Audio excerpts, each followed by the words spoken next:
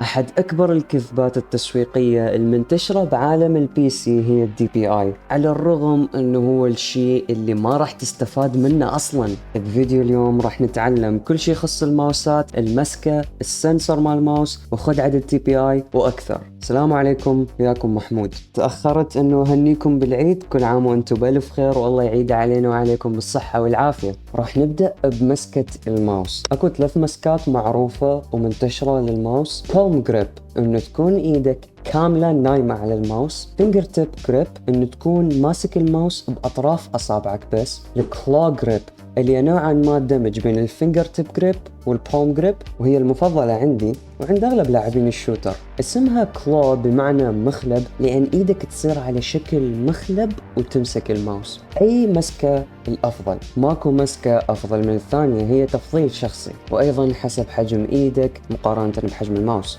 بس اذا كلهم عجبوك ومحتار اي وحدة تستعمل، انصحك بالكلو جريب، لان مسكة الكلو جريب نوعا ما ترهم ويا اكثر الماوسات. لا تستهين بموضوع المسكة لانه جدا مهم. الوزن، سابقا كانت الماوسات كلها او اغلبها ثقيلة، او يجي وياها اوزان حتى تغير الوزن حسب تفضيلك الشخصي. بس باخر كم سنة، ونوعا ما من سنة 2019، موضة الماوسات الخفيفة بدأت تطلع، واحد ابرز الشركات بهالشي هي جلوريوس. موضوع الوزن هم من تفضيل شخصي. الدي بي اي، واللي هو مو تفضيل شخصي وخدعة تسويقية، اللي معناه ايش قد راح يتحرك الماوس حسب حركة ايدك. يعني مثلا نفترض انه دي بي اي 1000، كل ما تحرك ايدك انش راح يتحرك 500 بكسل. دي بي اي 1200 لو حركت ايدك انش راح تتحرك 700 بكسل على سبيل المثال. ليش دا اقول انه هذا الشيء ما مفيد؟ لان اغلب الناس اذا مو الكل يستعمل دي بي اي قليل او متوسط. ماكو احد يستعمل هاي الارقام الخيالية 20,000 و30,000 و40,000. هاي الارقام ما حد يستعملها. حتى توصلك فكرة، لاعبين الشوتر مثل شراود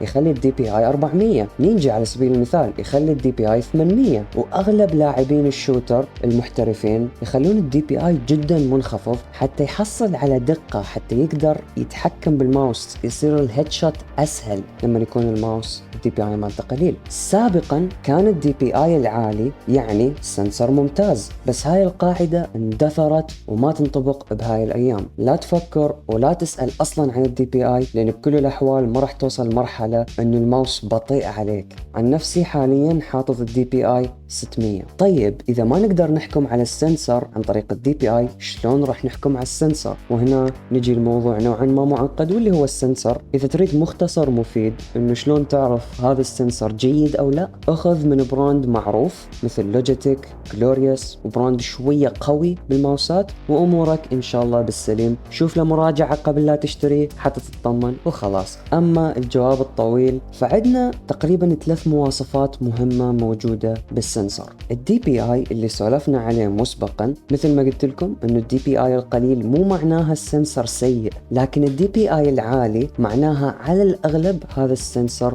جيد. الليفت اوف ديستنس اللي هي المسافة بين الماوس والماوس باد، اللي يبدأ الماوس يتوقف عن تسجيل الحركة. كل ما قل الليفت اوف ديستنس كل ما كان افضل. بالماوسات السيئة احيانا مثلا ترفع الماوس في حالة مثلا وصلت ايدك لنهاية الماوس باد وترجع تسحب الماوس، راح تلاحظ انه بعد يقرأ حركة. ليش؟ السبب انه الليفت اوف ديستنس عالي بهذا الماوس. آخر صفة موجودة بالسنسر اللي هي الكليك ليتنسي، تأخير الأزرار، واللي هو الوقت بين دوستك للدقمة مال الماوس وبين انه يوصل الأمر للحاسبة. كل ما قل التأخير كل ما كان أفضل للجيمرز. ملخص هذا الفيديو شنو؟ لا تنخدع بالدي بي اي. المسكة والوزن تفضيل شخصي، وما تقدر تعرف شنو الماوس اللي راح يعجبك إذا ما تلزمه بإيدك وتجربه شوية. أما السنسر فاشتري من شركة معروفة وشوف مراجعة للماوس على اليوتيوب، وإن شاء الله أمورك تمام. لأن ماكو مقياس واحد نقدر نقول بيه